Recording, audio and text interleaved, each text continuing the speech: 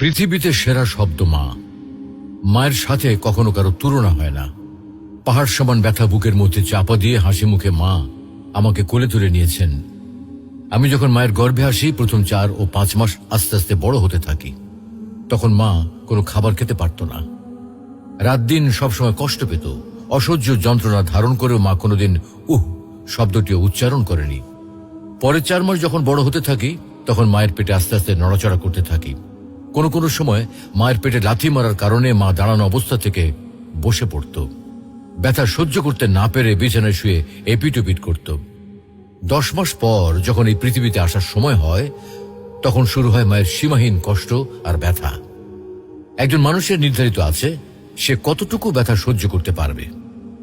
সন্তান প্রসবের ব্যথা নিয়ে বড় বড় চিকিৎসা বিজ্ঞানীরা বলেন একটা মানুষ সর্বোচ্চ 45 ইউনিট ব্যথা সহ্য করতে পারে। এর উপরে হলে হয়তো সে মারা যাবে, আর তা না হলে অজ্ঞান হয়ে পড়বে।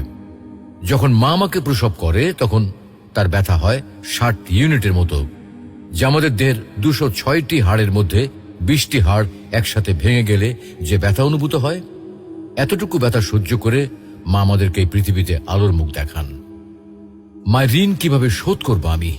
আমার গায়ের চামড়া দিয়ে মায়ের পায়ের জুতা তৈরি করে দিলেও তার এই ঋণ এক বিন্দু পরিমাণও শোধ করতে পারবো না।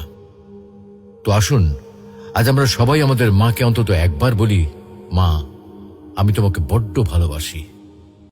একটা প্রশ্ন করতে চাই, সেটা হচ্ছে মাকে নিয়ে একটা লাইন। মা হচ্ছে বেঁচে থাকার জন্য দ্বিতীয় অক্সিজেন।